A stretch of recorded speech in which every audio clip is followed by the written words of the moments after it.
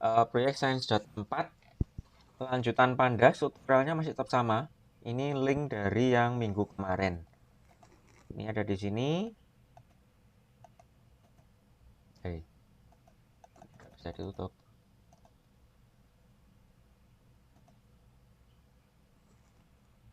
Oke.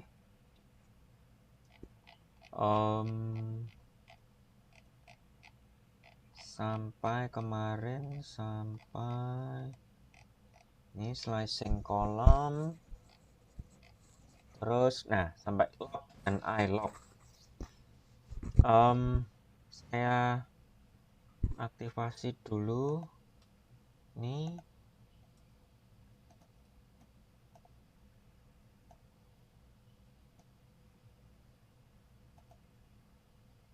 Oke, saya rename.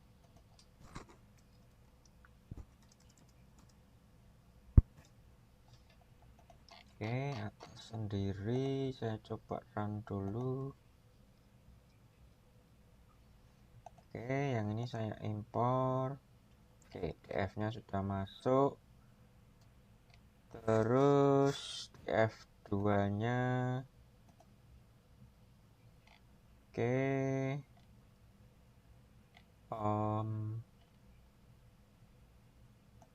Oke. Nah, balik ke sini menggunakan lock dan iLock. You can fetch specific rows by labels or conditions using lock and iLock. Location and integer location. Itu iLock itu integer location.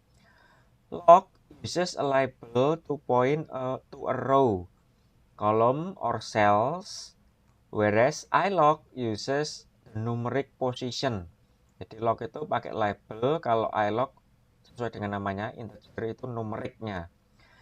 To understand the difference between the two, let's modify the index of the F2 created earlier. Jadi diubah indeksnya, ringnya jadi 1 sampai 769. Sebelumnya ringnya dari 0 sampai 768. Nah, terus below example returns a Panda series instead of data frame. 1 represents row index atau label, whereas the one in iLock is the row position, first row. Ini jadi kalau yang menggunakan log 1 menampilkan datanya ini yang mulai dari 6, sementara kalau iLock itu menampilkan data yang pregnancy-nya mulai dari angka 1.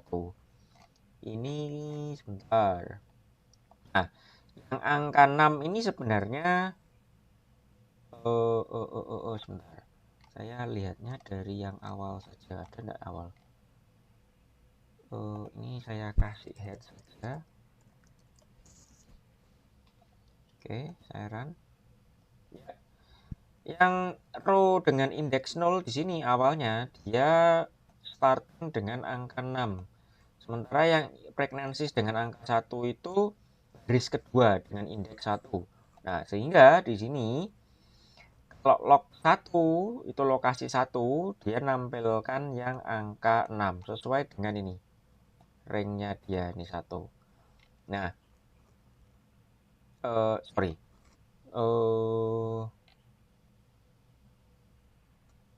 Yes. Nah, terus kemudian yang iLock integer, angka satunya dia masuknya jadi yang ke sini. Yang ke sini. Oke, tuh. iLock. Terus you can also fetch multiple rows by providing a range in square brackets. Bentar, saya ubah dulu. Ininya saya ubah dulu F2 indeksnya. Ya, ini. Saya run. Oke. Terus yang di sini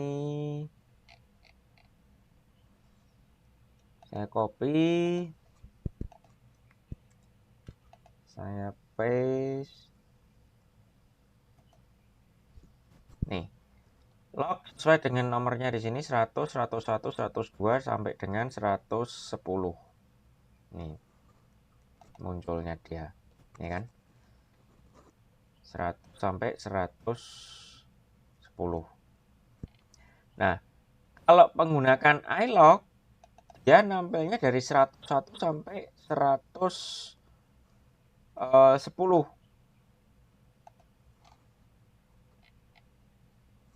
Nih, saya tunjukkan. Saya tambahkan lagi.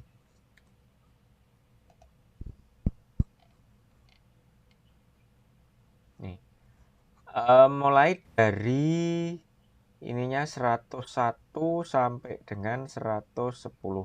Karena dia menggunakan numeric indexing. Numeric indexing yang 100 itu ada di 101 sampai dengan 110. 1, 2, 3, 4, 5. Ya, 1, 2, 3, 4, 5. Ya, ini sesuai dengan indexingnya dia. You can also subset with log and ilog using a list instead of range. Jadi kalau diambil yang tertentu saja, tapi ada beberapa kita masukkan list log, terus setelah itu listnya nomornya berapa di sini. Nih, kalau menggunakan ilog dia berpindahnya ke 101, 201 sama 301. You can also select specific columns along with rows. This is where ilog is different from log. It requires column location and not column labels. Kalau pakai log, pakai label. Nih, row-nya sekian, terus kemudian kolomnya apa. Maka muncul begini.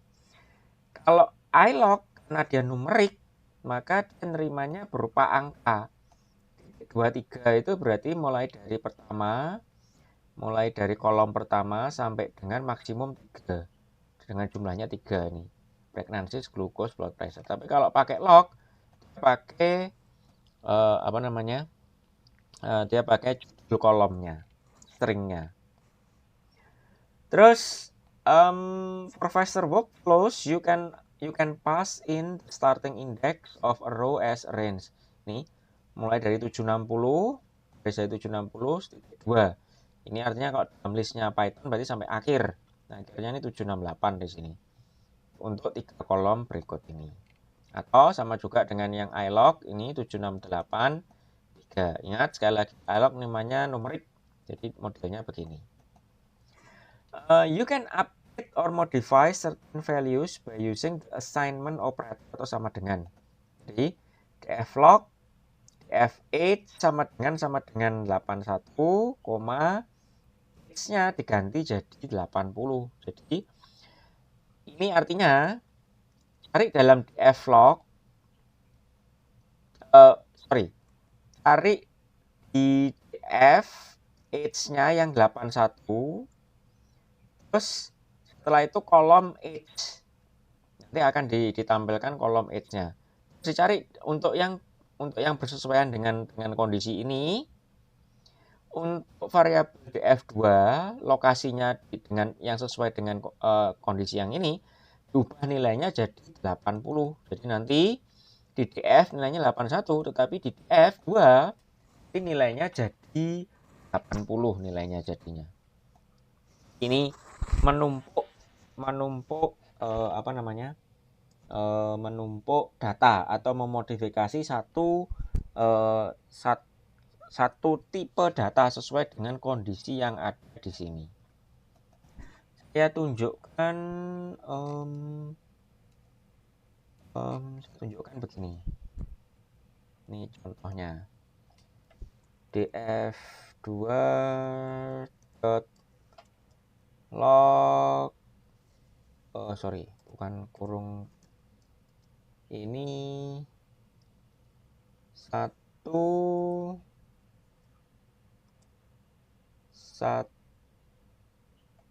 kolomnya pregnancies.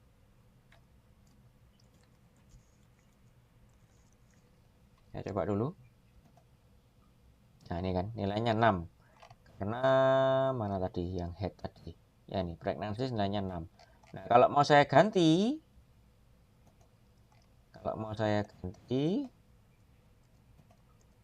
nih kasih nilainya jadi 10. Saya run. Oke, sudah, saya run lagi di sini. Nilainya sekarang berubah jadi 10. Jadi kalau begini saja, tanpa ada tanda sama dengan, itu dia akan memanggil data yang tercantum di sana apa. Tapi kalau saya kasih sama dengan, nilainya berubah.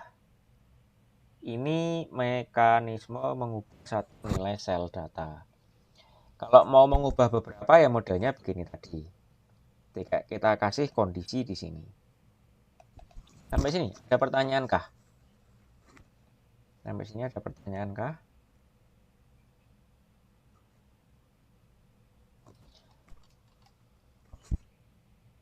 Kalau ada pertanyaan silahkan, saya siapkan absennya dulu.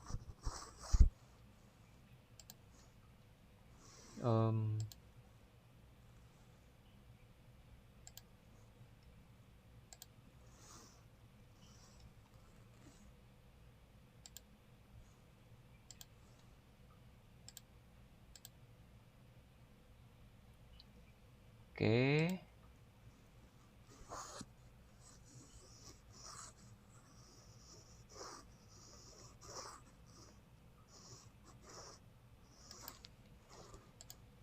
Oke.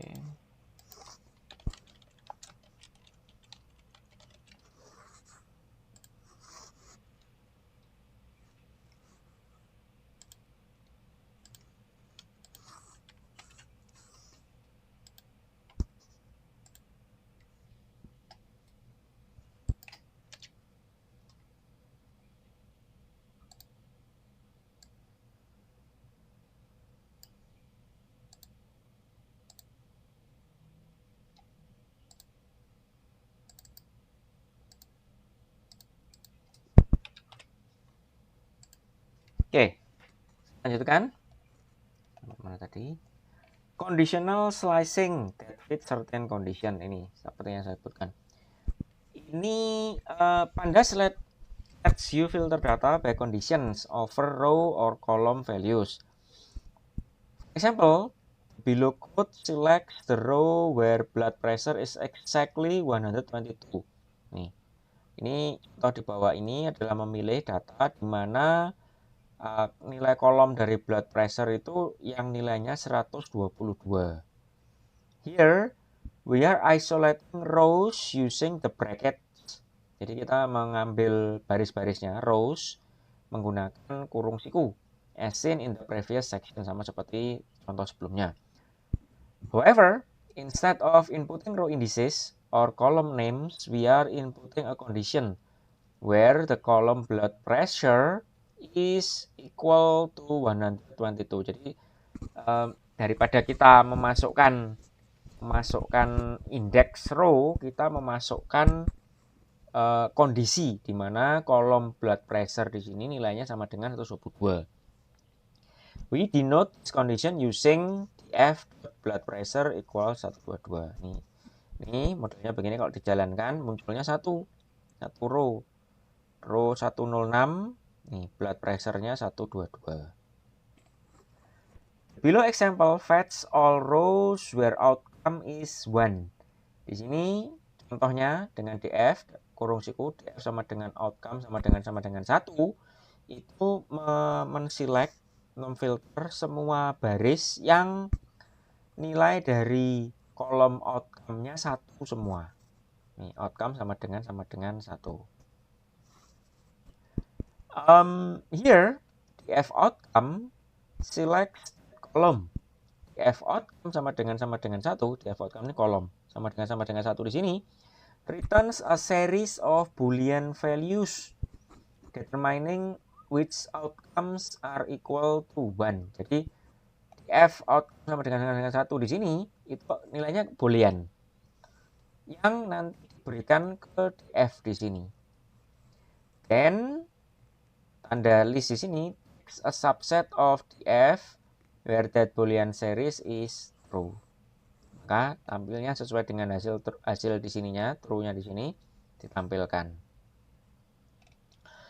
You can use a greater than operator to draw comparison. Kita bisa menggunakan tanda lebih besar dari untuk melakukan comparison, perbandingan.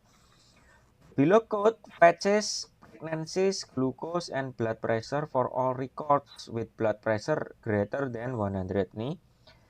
F-log ngambil baris, F blood pressure lebih dari 100, koma. Pregnancies, koma, glucose, koma, blood pressure. Jadi di sini kita akan ngambil DF lokasi baris-barisnya untuk nilai baris yang blood pressure-nya lebih dari 100 untuk 3 kolom ini, pregnancies, glucose, dan blood pressure. Tampilannya begini. Sehingga semuanya di sini blood pressure-nya semuanya lebih dari 100 ini, 110, 108, 122, 110, 104 dan seterusnya. Oke, ada pertanyaan dulu sampai sini? Sebelum masuk ke sini. Sambil saya posting, kan ada pertanyaan.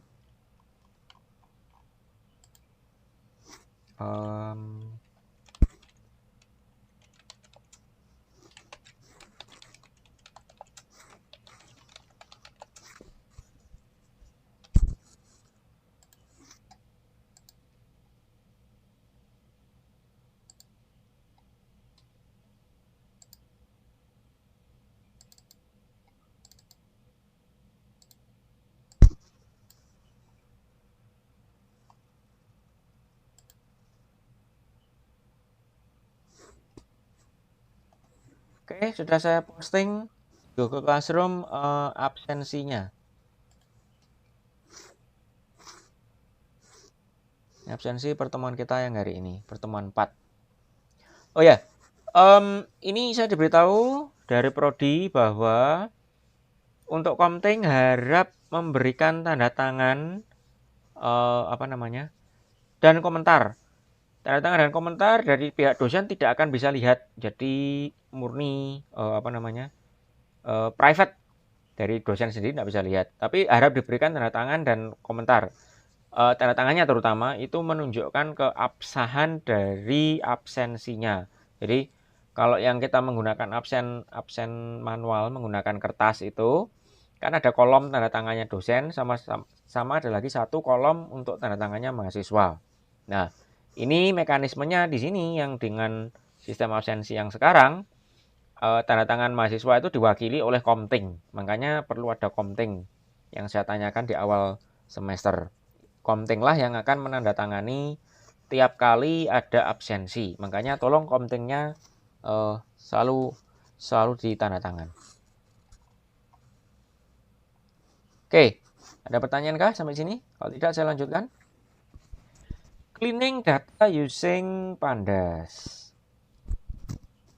Data cleaning is one of the most common tasks in data science. Pandas lets you pre-process data for any use, including but not limited to training machine learning and deep learning models. Jadi data cleaning, pembersihan data itu adalah salah satu tugas yang umum pada data science. Dan Panda itu memberikan fasilitas untuk kita bisa melakukan pre-processing data untuk semua keperluan, untuk banyak keperluan, termasuk contohnya untuk training machine learning ataupun deep learning model. Let's use the data frame df2 from earlier, having 4 missing values to illustrate a few data cleaning use cases. As a reminder, here's how you see how many missing values in a data frame. Ini tempat saya kan karena baru, saya harus menghapus datanya dulu. Sebentar. Datanya dihapusnya yang ini. Oke, ada 1, 2, 3, 4 yang terhapus. Terus di sini ini untuk mengetahui berapa jumlahnya yang kondisinya 0. Pakai ini, saya copy, saya paste, saya run. Nih, di pregnancies ada 4 sel yang nilainya 0, yang kosong. Dealing with missing data, teknik yang pertama. Ada beberapa cara untuk deal dengan missing data. Yang pertama adalah di dropping missing values. Ini cara yang pertama. One way to deal with missing data is to drop it. Jadi dihapus, tidak digunakan. This is particularly useful in cases where you have plenty of data and losing a small portion won't impact the downstream analysis. Cara ini itu berguna kalau data kita, kolom-kolomnya atau baris-barisnya itu banyak. Sehingga kalau kita hapus sebagian, itu tidak ada masalah. You can use a drop NA method as shown below. Here we are saving the results from drop NA into data frame df3. Jadi ini di copy, df2 di copy ke df3. Setelah itu df3 drop NA disimpan lagi ke df3. Setelah itu df3 shape. Saya tunjukkan. Saya tunjukkan dulu df2 shape dulu. Saya pakai saya run. Ini kan 768 kali 9. Di sini saya paste, saya run. F3 sekarang shape-nya berbeda. Karena beberapa drop sama dia. Jumlahnya sekarang barisnya kalau yang awal 768, kolomnya 9. Di sini karena di drop 4, hilang 4 baris dia. Barisnya cuma 764, kolomnya tetap 9. Jadi yang kolom baris-baris yang ada yang nilainya kosong di drop semua. Nih caranya pakai drop NA. Axis arguments lets you specify whether you are dropping rows or column. Jadi kita mau menghapus row-nya atau menghapus kolomnya itu bisa diatur menggunakan argumen axis with missing values. Default axis removes the rows containing none. Jadi kita tidak memberikan argumen. Nih contohnya nih. Ini contohnya. Ini yang dikasih argumen. Default value-nya yang dihapus adalah row, barisnya. Use axis equal to 1 to remove the column with 1 or more none. Jadi kalau axisnya diganti dengan angka 1, itu yang dihapus bukan baris-barisnya, tetapi kolomnya. Dalam hal ini, yang kosong tadi itu kan nilai yang ada sel-selnya yang nilai kosong tadi kan kolom pregnancies. Jadi nanti akan dihapus kolom pregnancies, satu kolom dihapus semua. Also notice how we are using the argument in place 2. In place 2, which lets you skip saving the output of drop NA into a new data frame. Jadi kalau yang ini kan tadi drop NA disimpan lagi ke df3. Nah kalau in place 2 kita nggak usah ngasih df3 sama dengan df3 drop NA. Jadi simpan langsung ke df3 sendiri. Tidak perlu dikasih seperti ini. Nah ini contohnya ditunjukkan. Saya copy lagi. Saran. Nih. Ketika di drop NA di df3, ketika kasih head, kolom nansisnya hilang. Sekarang kolomnya cuma 8. 1, 2, 3, 4, 5, 6, 7, 8 kolom saja. Hilang satu kolom dengan menggunakan axis sama dengan 1. You can also drop both rows and columns with missing values by setting the how argument to all. Jadi kalau mau dihapus, saya tidak mau menghapus hanya sekedar baris, saya tidak mau menghapus hanya sekedar kolom, saya mau hapus semuanya. Baris dan kolom saya hapus semua. Maka dikasih argumen how sama dengan all. Sampai sini pertanyaan. Teknik yang pertama dengan cara drop. Ada pertanyaan dulu sampai sini?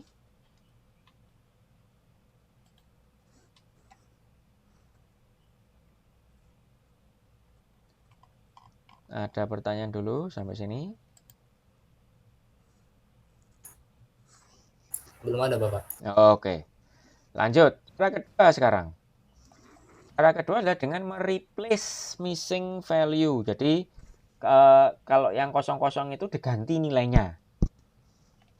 So, di sini, instead of dropping, replacing missing values with a summary statistic or a specific value, depending on the use case, may be the best way to go.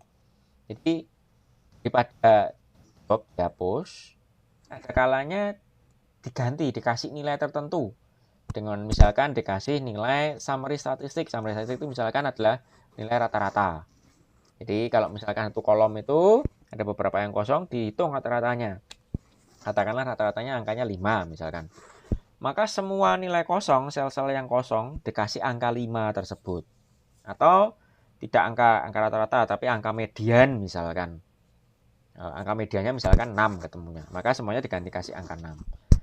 Or a specific value atau specific value nilai tertentu yang kita tahu berdasarkan kondisi. Contohnya itu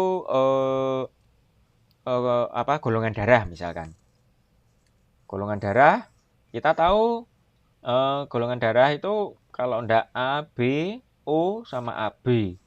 Maka nggak mungkin kita kasih nilai golongan darah itu nilainya C atau nilainya D, nilainya E, F, G dan seterusnya. Kemungkinan cuma 4 itu. Maka kita kasih misalkan 1 dari 4 itu. Spesifik. Depending on the use case. Spesifik. Nggak mungkin kita ngasih nilai sembarangan di situ. For example, if there is a one missing row from a temperature column denoting temperatures throughout the days of the week, jadi misalkan ada sel yang hilang, padahal kolomnya itu mencantumkan nilai temperatur harian. Replacing that missing value with the average temperature of that week may be more effective than dropping the values completely. Kemungkinan akan lebih efektif kalau kita hitung average temperatur pada minggu tersebut, terus dimasukkan ke kolom yang hilang, ke nilai sel yang hilang, daripada satu minggu dihapus semua. You can replace the missing data with row or column min using the code below. Jadi kita bisa ganti berdasarkan min itu average, nilai rata-rata dari kolom atau dari row-nya. Ini contohnya. Di copy ke df3 terus kemudian dihitung min-nya. df3 pregnancies itu min. Dimasukkan min value. Nah, terus untuk filling values itu digunakan metode fillna. Jadi df3 fillna dimasukkan nilai dari min value-nya di sini. Maka semua fillingnya itu akan tersimpan. Ini saya copy, saya tunjukkan.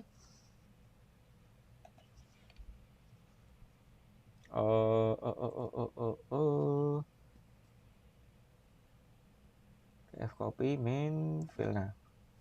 Oke, terus saya tunjukkan df3.head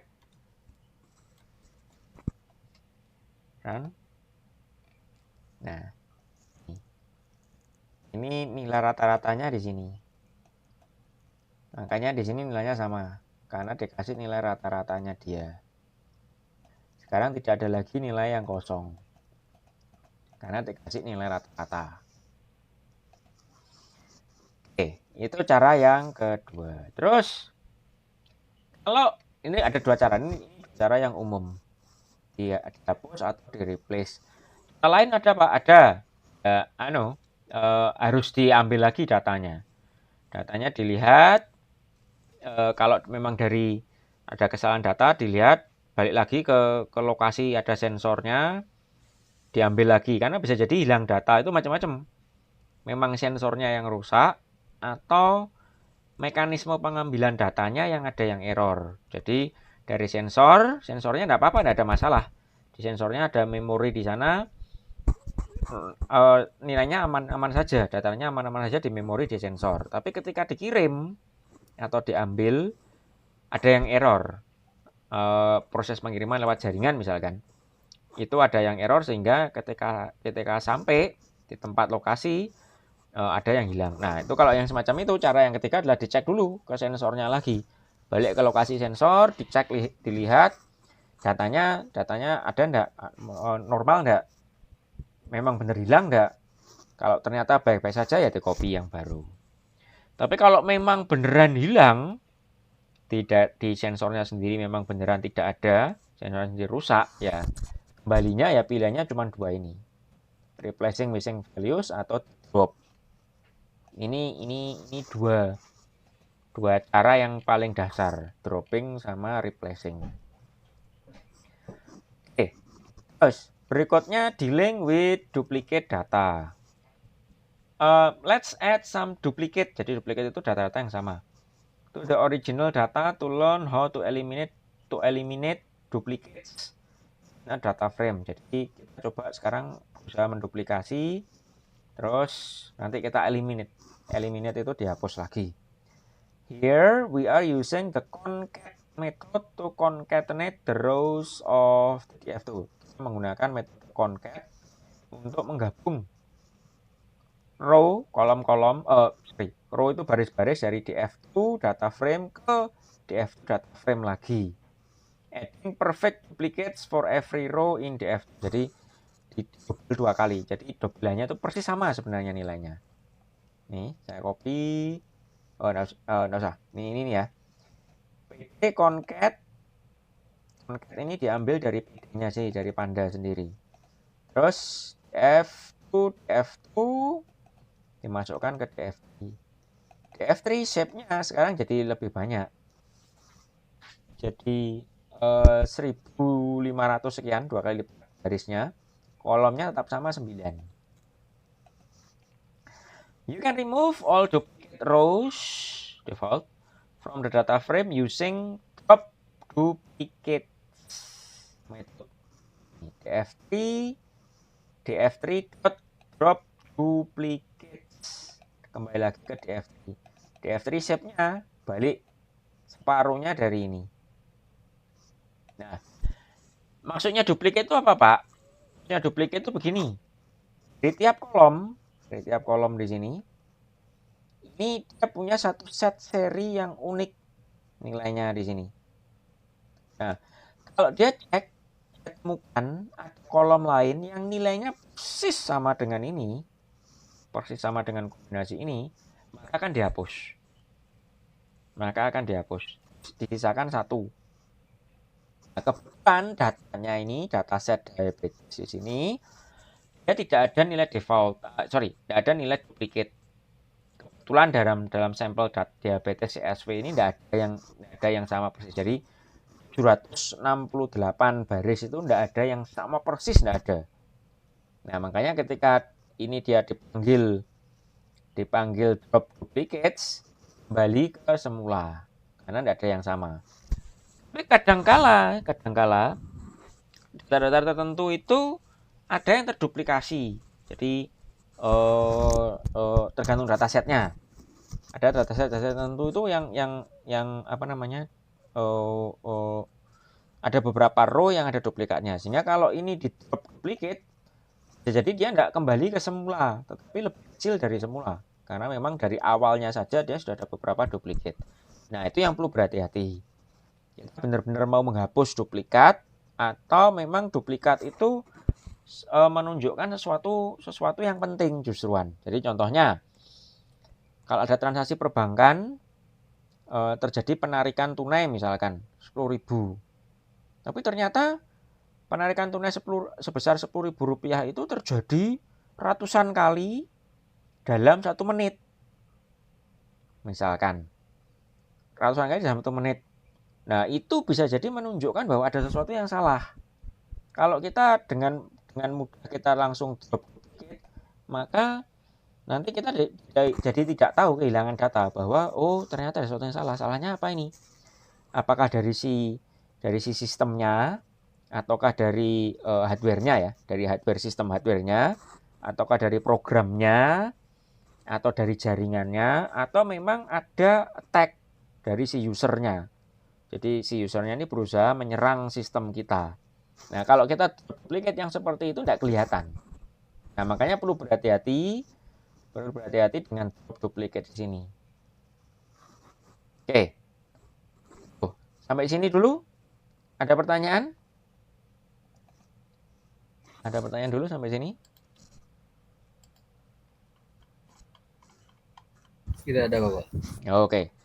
Terus berikutnya renaming columns. Renaming columns. A common data cleaning task is renaming columns. Jadi merename kolom. With rename method, you can use columns as an argument to rename specific column. Ini menggunakan metode rename, kita bisa mengubah kolom. Below code shows the dictionary for mapping old and new columns name. Jadi yang di sini kolom name-nya sebelumnya namanya diabetes pedigree function kepanjangan, ganti dengan DPF, disingkat DPF. Caranya DF3 rename kolom dimasukkan map diabetes pedigree function titik 2 DPF. Setelah itu in place true, sama seperti yang sebelumnya. Karena in place true, dia langsung dilakukan perubahan di DF3. Tidak perlu dikasih di depannya DF3 sama dengan DF3 rename. Karena in place true. DF head ini langsung berubah jadi DPF. Ini terutama ini ya, contohnya ya. Terutama kalau judul-judul kolomnya terlalu panjang. Nah, ini renaming ini berguna. You can also directly assign column names as a list to the data. Jadi kita tidak menggunakan mekanisme map, tapi langsung dikasih listnya. Listnya semuanya list di sini. Komplit semuanya. Ini diabetes pedigree function langsung diganti DPF di sini. Terus age outcome STF. Ini glukos, blood pressure, skin thickness, insulin, BMI, diabetes pedigree function ini jadi harusnya DPF. Ini age, ini outcome, ini kok ada satu lagi. Ini salah nih. Jadi berhati-hati ya dengan yang ini ya, dengan perintah ini. Ini ada STF, ini ada sesuatu yang salah di sini. Tampilannya harusnya tidak begini tampilannya. Ini harusnya DPF, di sini juga ini tetap diabetes pedigree function. Hati-hati, ini salah. Tapi intinya sama. Jadi sesuai dengan jumlah kolomnya dimasukkan listnya. Oke. For more on data cleaning and for easier, more predictable data cleaning workflows, check out the following checklist. Which provide you a comprehensive common data cleaning. Oke. Ini data analysis in Pandas. Summary operator. Main value of preparation of Pandas lies in its quick data analysis functionality. Jadi dia bisa memberikan analisa data dengan cepat. In this section, we will focus on a set of analysis techniques you can use in Pandas. Yang pertama, tekniknya adalah dengan summary operator, yaitu dengan memberi min, mode, median. df.min, maka tiap kolom di sini akan ditampilkan nilai rata-ratanya berapa. Pregnancy nilai rata-ratanya 3,8, glukos nilai rata-ratanya sekian, blood pressure sekian, skin thickness sekian, dan seterusnya. Atau kalau mau pakai mode. Mode itu kalau dalam ilmu statistik adalah nilai yang paling sering keluar. Pregnancy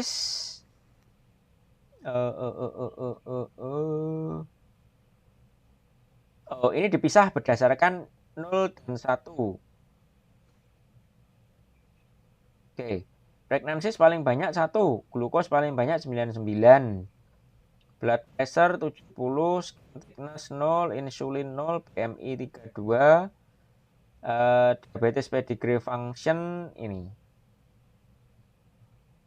Age ini dan seterusnya. Terus yang median ditampilkan di sini. Median itu nilai tengah. Pregnancy nilai tengahnya 3, glukos nilainya 117, blood pressure sekian dan seterusnya. Terus create new columns based on existing columns. Nih caranya.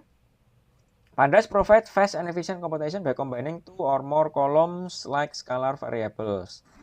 Below code divides its value in the column glucose with corresponding value in the insulin column to compute a new column named glucose insulin ratio. Jadi kalau kita mau buat kolom baru yang nilainya berupa hasil perhitungan dari kolom-kolom yang lain, modelnya begini. DF glucose insulin ratio dibuat baru lagi. DF2 glucose insulin ratio sama dengan DF2 glukos dibagi DF2 insulin. Maka muncul di sebelah kanan di sini. Glukos insulin rasio. Glukos insulin rasio. Muncul di sebelah kanan. Yang nilainya adalah glukosa, ini nilainya 148 dibagi insulin, insulinnya 0. Karena dibagi 0, indefinite, ini makanya tulisannya INF. Terus berikutnya di sini yang baris kedua 85 dibagi 0, INF juga indefinite. Dan seterusnya.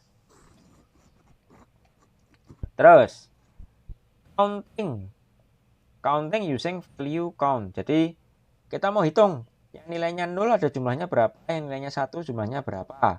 Maka di sini df outcome dot value underscore count langsung ditampilkan di grouping. Yang nilainya 0 ada 500 baris, yang nilainya 1 pada kolom outcome itu ada 268 baris.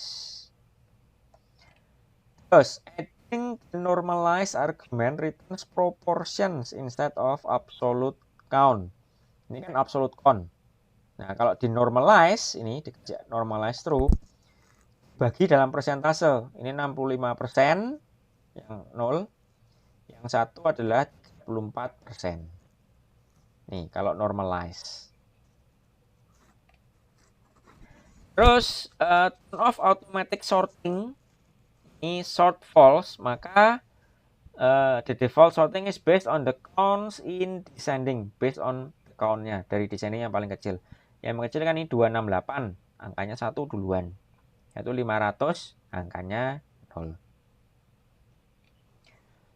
You can also apply value counts to a data frame object and specific columns within it instead of just a column. Here, for example, we are applying value counts on df with the subset argument. Jadi kolomnya ini tidak hanya keseluruhan dihitung, tetapi ditampilkan berdasarkan kolom-kolom tertentu. Di sini df value count subsetnya adalah untuk pregnancies dan outcome. Jadi pregnancies 1 dengan outcome 0 itu jumlahnya sekian. Pregnancies 2 dengan outcome 0 itu jumlahnya sekian, 84. Pregnancies 0 dengan outcome 0, 73. Pregnancies 3 dengan outcome 0, jumlahnya sekian. Ini diurutkan berdasarkan ini. Berdasarkan jumlah outcome-nya ini dari yang paling besar sampai paling kecil. Ini ada juga outcome 1 tapi pregnancies-nya tidak ada. Itu jumlahnya 10. Ini yang yang datanya hilang itu kalau tidak salah ini. Datanya hilang, dia jadinya munculnya begini. Oke, terus aggregating data with group by in Pandas. Pandas let you aggregate values by grouping them by specific column name. Nih, di grup berdasarkan nilai specific column values, berdasarkan nilai values tertentu. You can do that by combining the group by method with a summary method of your choice. The below code displays the mean of each of the numeric columns group by outcome. Jadi di sini df group by outcome terus ditampilkan mean. Untuk outcome 0 pregnancies min-nya sekian. Outcome 1 pregnancies min-nya sekian. Outcome 0 glukos min-nya sekian. Outcome 1 glukos min-nya sekian. Blood pressure outcome 0 min-nya sekian. Outcome 1 min-nya sekian. Skin thickness outcome 0 min-nya sekian. Yang outcome 1 min-nya sekian.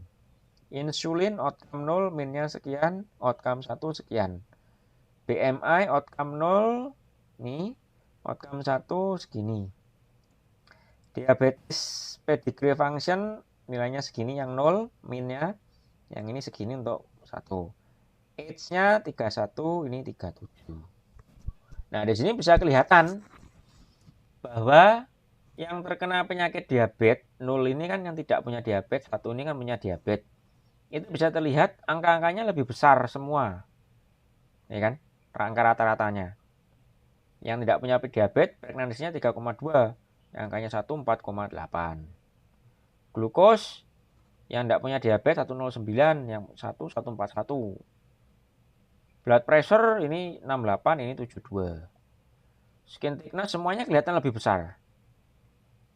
Jadi, dari sini bisa kita ambil kesimpulan sementara bahwa yang menderita diabetes, angka-angka dari kolom-kolom ini lebih besar semua daripada yang tidak menderita diabetes. Nah, ini bisa kelihatan kalau kita agregasi semacam ini. Kalau kita tampilkan dalam bentuk tunggal begini tidak kelihatan baris per baris. Baru setelah kita tampilkan dalam bentuk yang begini baru mulai kelihatan. Oh ya, ya ini kelihatannya memang lebih besar. Oke, itu min ya. Sekali lagi min itu bisa jadi ada juga beberapa kasus di mana yang ada satu baris yang nilainya yang di kolom yang outcome-nya 1 ya, menderita diabetes itu kurang dari ini, kemungkinan ada juga. Karena ini angkanya angka rata-rata. Angka rata-rata itu kan gantung sebarannya. Kalau sebarannya luas, bisa jadi ada juga angka yang kecil yang masuk ke yang angka 1. Tapi secara rata-rata kelihatan lebih besar semua. Di sini ada pertanyaan dulu. Sampai sini ada pertanyaan baru, ada pertanyaan dulu.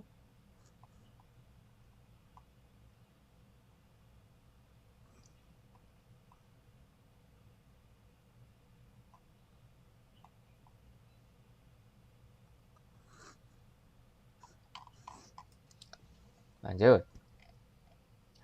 Group by enables grouping by more than one column by passing a list of column names.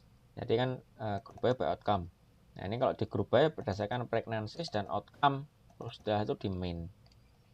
Nih, pregnancies 0, 1, 2, 3, 4, 5, 6, 7 di group by semua sampai 17. Outcome-nya 01, 01, 01, 01 untuk tiap jenis pregnancies. Glukos min-nya sekian. Ini min-nya sekian.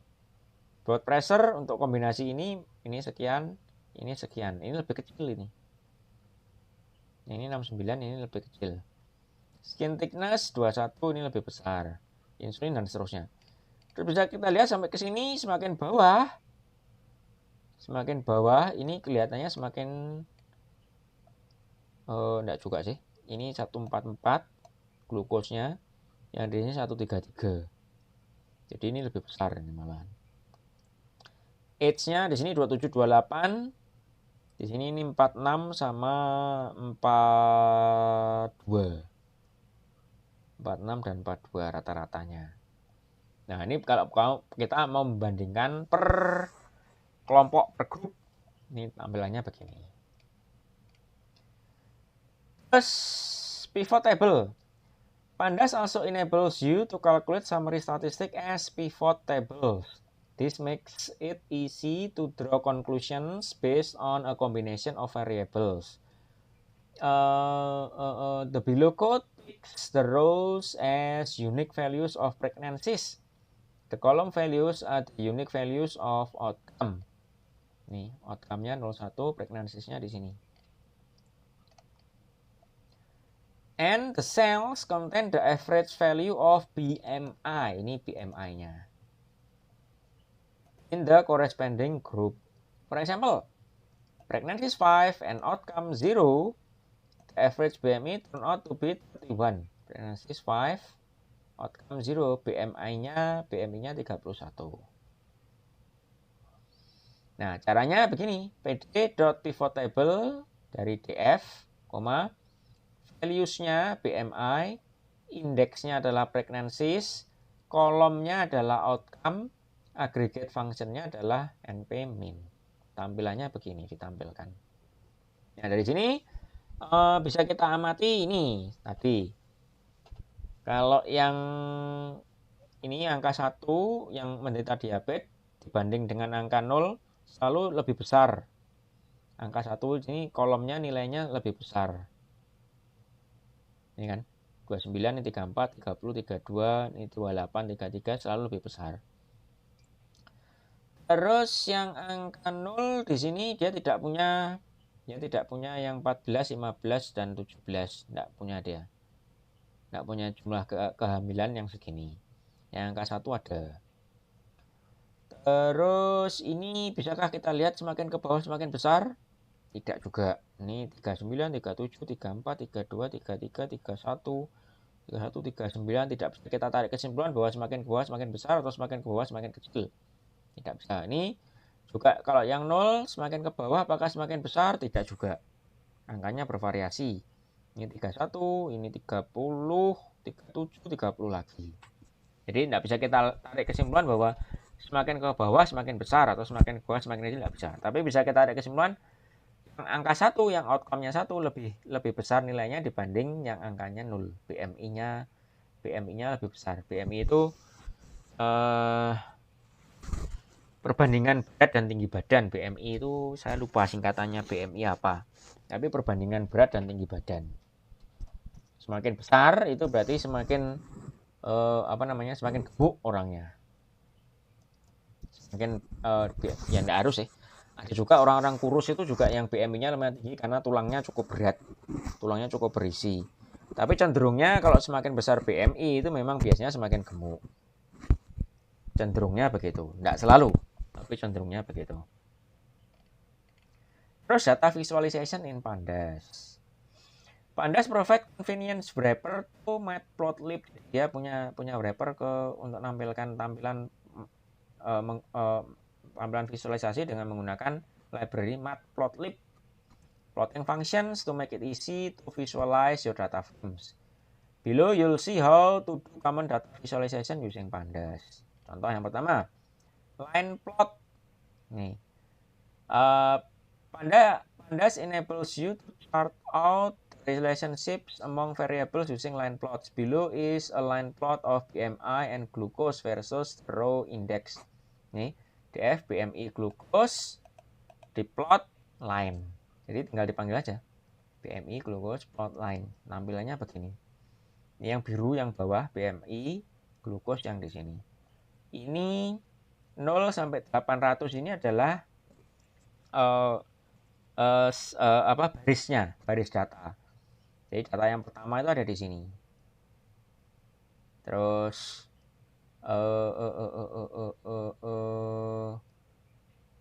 baris kedua sampingnya, baris ketiga sampingnya, dan seterusnya. Ini kalau di Google Colab, ingat saya sudah ada. Bentar, saya coba share.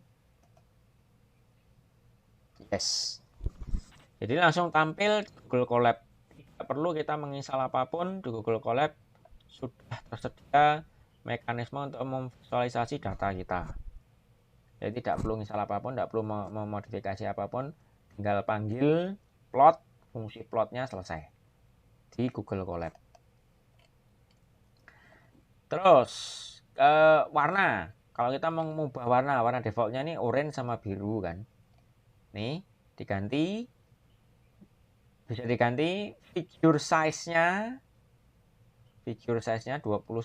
Setelah itu color-nya dikasih untuk BMI, nama kolom BMI-nya di sini warnanya red. Untuk glucose warnanya blue. Jadinya begini nanti. Terus kalau kita mau support semuanya, mau menggambar semuanya, nanti tampilannya akan tumpuk-tumpuk. Supaya tidak tumpuk-tumpuk, dikasih subplot. Jadi kotak sendiri-sendiri. Ini untuk pregnancies, ini untuk glucose, ini untuk blood pressure, jadi skin thickness. Jadi ada areanya sendiri dipisah. Kalau enggak tercampur-campur begini, tercampur-campur dalam satu tampilan untuk semuanya di sini. Nah, kalau ada subplot, nah nanti munculnya terpisah dia. Kemudian untuk bar plot, For discrete columns, you can use a bar plot over the category counts to visualize their distribution. Jadi outcome, hitung value counts-nya berapa, saya itu diplot dengan bar. Maka muncul bar plotnya sekian dan sekian. Ini untuk 0, 500-an sekitaran. Ini untuk 1 sekitar 280-an. Kemudian untuk box plot, the quartile distribution of continuous variables can be visualized using a box plot. The code below lets you create a box plot with pandas. Nih, df box plot, kolomnya apa? BMI by outcome. Jadi outcome-nya ini 01, ini BMI. Box plot itu cara bacanya. Ini yang di tengah ini nilai, kalau tidak salah seingat saya nilai rata-rata.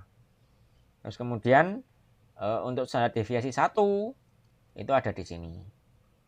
Ini kalau tidak salah standar deviasi 3 kalau tidak salah. Saya kalau tidak salah lupa.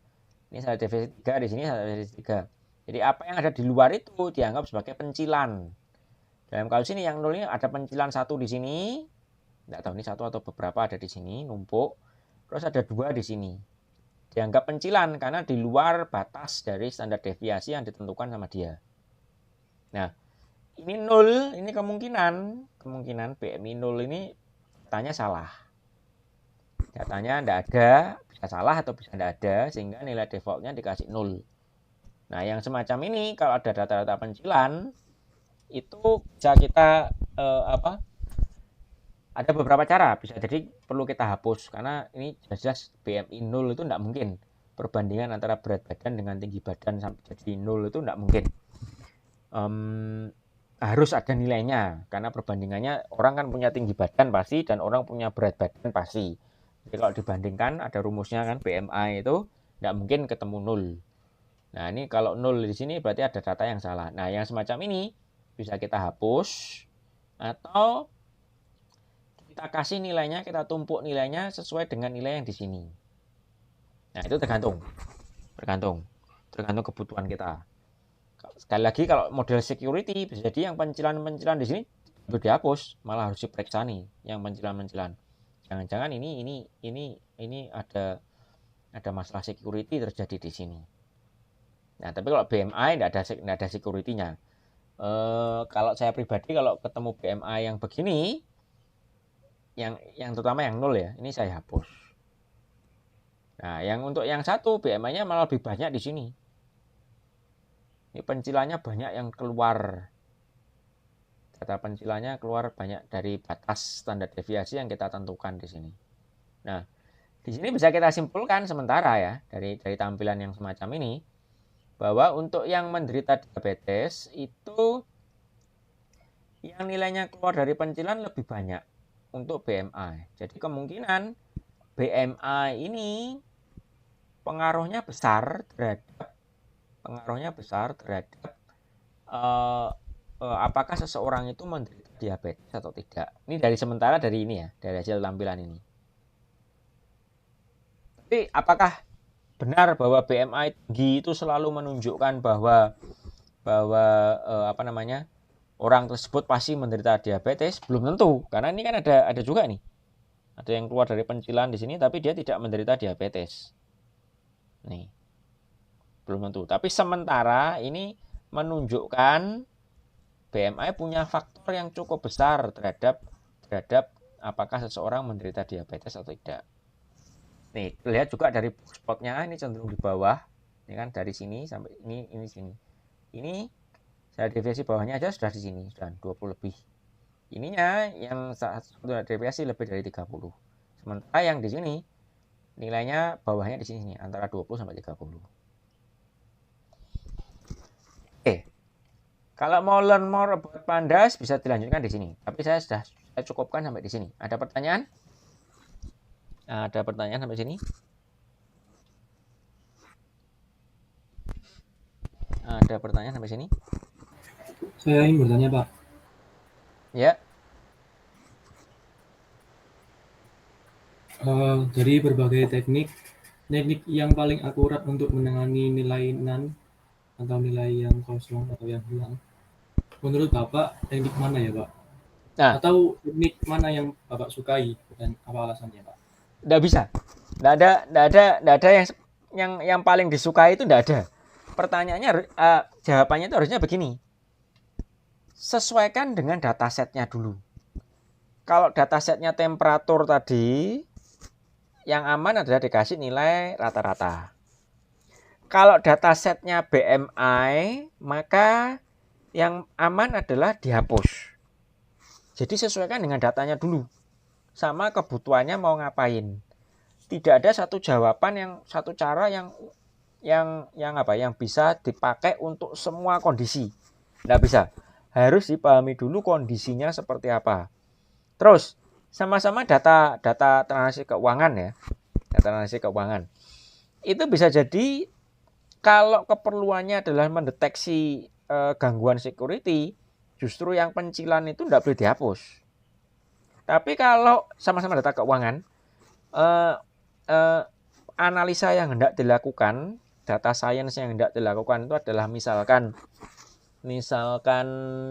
apa? Menentukan apakah si user ini akan masih menjadi pengguna, menjadi user di perusahaan atau enggak sebulan ke depan. Nah, itu yang apa? Data pencilan itu bisa jadi dihapus saja aman. Jadi tergantung sekali lagi datanya apa dan tujuan data science-nya mau ngapain. Itu dulu. Itu yang dianu. Nah, baru dari sana bisa ditentukan baruan. Tidak ada yang satu cara untuk semuanya, itu tidak ada. Oke, itu jawabannya. Ada pertanyaan lagi? Baik, Pak. Terima kasih. Ada lagi pertanyaan?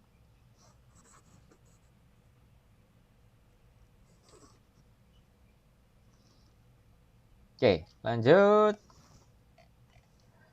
Untuk visualisasi bisa dilihat apa namanya? Ini buku yang diacu di RPS dari Data Science. Judulnya ini Data Science Concept and Practice Book. Pengarangnya Vijay Kotu dan Bala Deshpande. Chapter 3 itu membahas jenis-jenis visualisasi yang umum digunakan, misalkan bar chart, line chart, terus kemudian parallel coordinates, terus apalagi distribution chart, macam-macam. Nah, nanti bisa dilihat di situ. Terus sebelum saya ke sini, saya mengomentari dari kelompoknya yang kemarin. Ini saya lihat masih baru dua yang menuliskan kelompoknya dari postingan saya minggu kemarin. Tolong yang lain segera bikin postingan gini ya. Apa namanya? Kelompoknya minimum kan 5 orang satu kelompok, maksimum 6 orang. Terus judul proyeknya mau ngapain? Terus email kontaknya sama ini alamat dari datasetnya. Kalau datasetnya punyanya sendiri bisa dimasukkan ke Google Drive, terus di-share ke sini linknya. Ini sementara saya lihat dulu ini kayak ke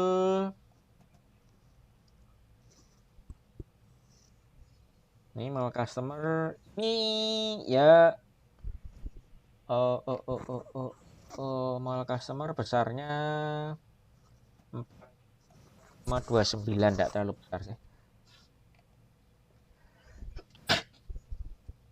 Detailnya ada customer ID, ada genre, ada age, annual income, spending score-nya di sini. Oke.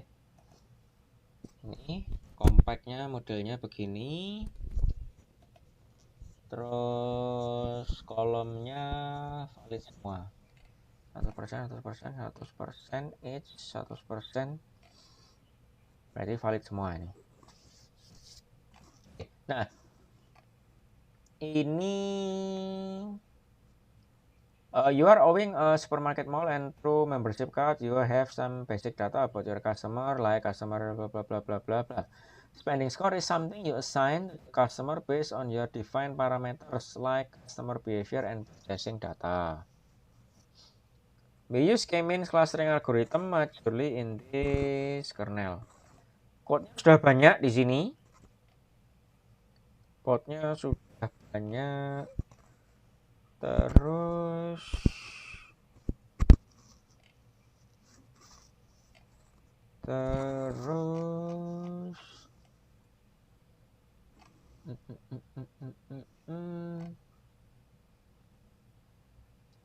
ini tidak ada kompetisinya tapi ya.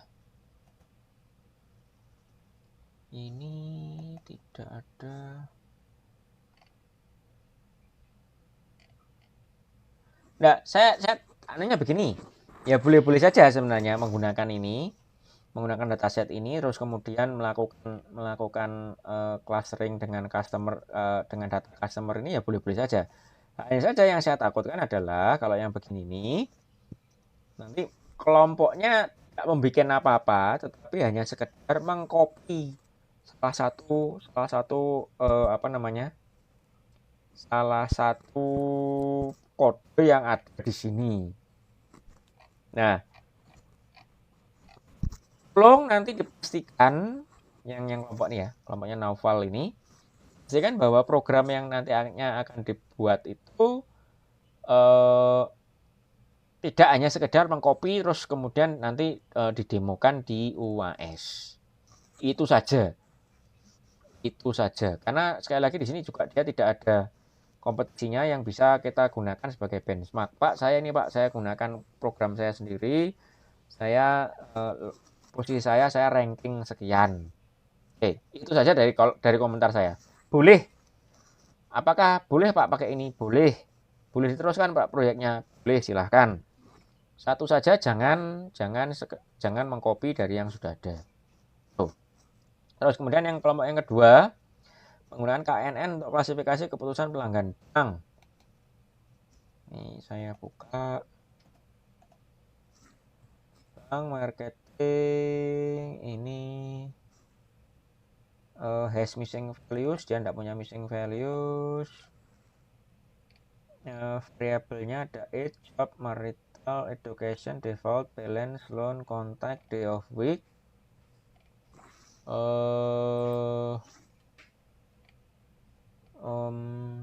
Nah ini papernya. Ini papernya yang men-cite dataset ini. Nah biasanya kalau yang sudah semacam ini nanti papernya ini bisa di searching, nanti dia bisa bisa ada beberapa yang akan menunjukkan saya menggunakan mekanisme ini, metode ini. Nanti ada pembahasannya di paper tersebut. Dan kadang beberapa paper akan mencantumkan kode untuk programnya terletak kami sediakan secara available di alamat sekian. Nah itu sama komentar saya dengan kelompok yang sebelumnya. Boleh pakai ini dataset ini, tapi jangan hanya sekedar mengcopy program yang sudah ada. Oke, itu saja. Nah, ini dua ya. Nanti yang lain silahkan diteruskan. Mahasiswa yang belum punya kelompok diteruskan. Karena nih UTS-nya nanti bikin proposal project kan, satu kelompok minimum 5 orang, maksimum 6 orang. Saya perbesar. Nanti bikin untuk UTS itu mengumpulkan PDF tulisan proposal untuk proyeknya nanti yang akan dikerjakan sampai dengan di UAS. Ada subbabnya nanti, harus ada judul, kemudian ada datasetnya, terus tentukan di sana di dataset subbab ini teksnya, contoh teksnya berapa baris dari datanya, atau kemudian kalau ada image nanti dikasih image-nya, termasuk linknya di mana. Tunjukkan bahwa kelompok ini paham dataset ini ngomong tentang apa. Kalau suatu sel nilainya angkanya 5, itu artinya apa? Terus satu baris itu menyimpulkan apa? Intinya business understanding-nya ditulis. Ini satu subbab sendiri. Terus target atau goal. Jadi sesuai dengan judul, target atau goalnya ini mau ngapain. Jadi kalau misalkan di sini tadi segmentasi pelanggan. Ini terus targetnya apa? Setelah pelanggannya disegmentasi, gunanya untuk apa? Kalau sudah ada segmentasinya. Terus klasifikasi keputusan pelanggan bank. Kalau sudah ada klasifikasinya, nanti bisa digunakan untuk apa? Nah, ini masuk ke dalam yang target atau goal. Terus rencana pre-processing. Rencana pre-processing. Jadi kalau nanti ada data yang terduplikasi, mau diapakan? Kalau ada data yang not available atau null, mau diapakan? Kalau ada data yang keluar atau pencilan dari kolom A mau diapakan, dari kolom B pencilan kolom B mau diapakan, pencilan kolom C mau diapakan, dan seterusnya. Ini processingnya ditulis nanti satu bab sendiri. Kemudian model building satu metode ini kan, satu metode di sini ini menggunakan K-means. Ceritakan K-means sama KNN. Ini nanti model buildingnya seperti apa? Dengan datanya yang sudah selesai di pre-processing, modelnya seperti apa, dimasukkannya gimana caranya untuk model building. Terus terakhir pengujiannya mau dilakukan seperti apa. Jadi kan sesuai dengan target goal. Oh Pak, misalkan tadi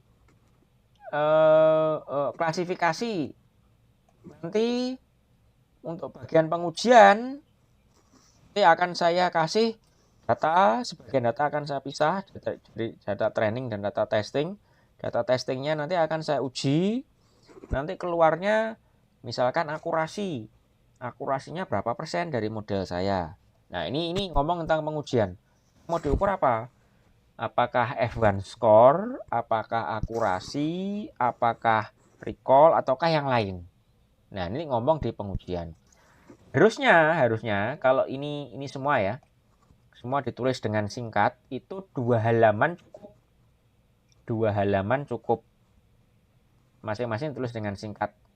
Karena sekali lagi ini proposal. Proposal itu bisa jadi nanti ketika di running benar-benar dijalankan bisa jadi ada yang berubah. Tapi sedapat mungkin lengkap, selengkap mungkin. Nah, ya saja kalau yang tahap sekarang ini harusnya dengan yang subbabnya cuma sekian ini, harusnya 2 halaman itu sudah cukup. Jadi tidak perlu bikin proposal sampai 10 halaman. 2 halaman saja sudah cukup harusnya. Oke, nah ini sekarang kan minggu keempat.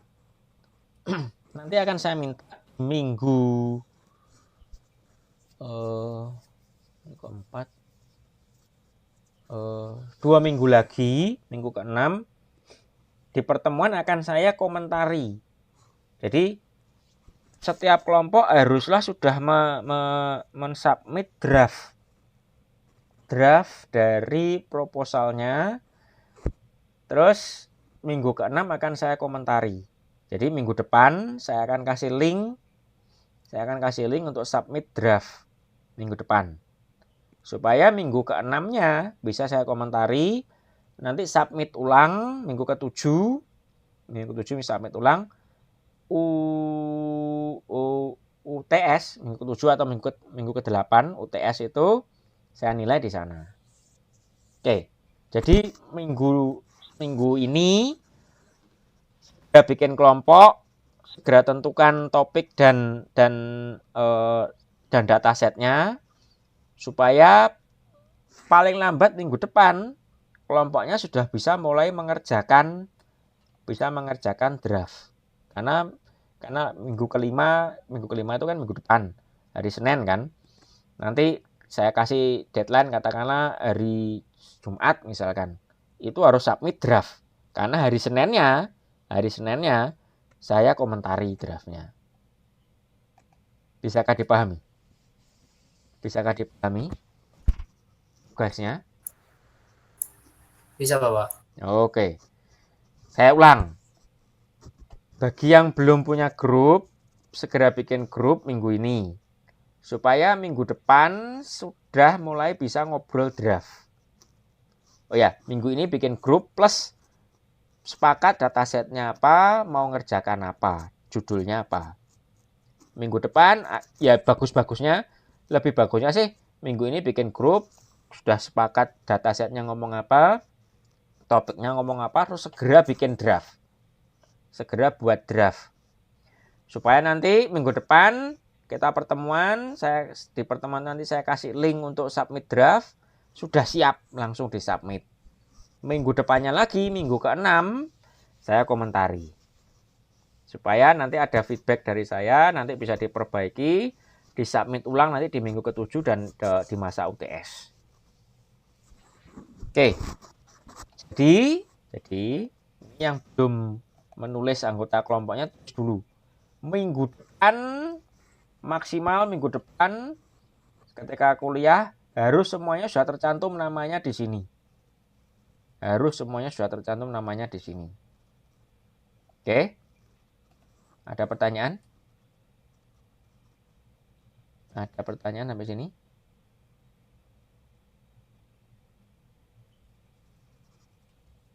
Ada pertanyaan sampai sini? Oke, kalau tidak ada pertemuan saya akhiri sekian. Ketemu lagi minggu depan.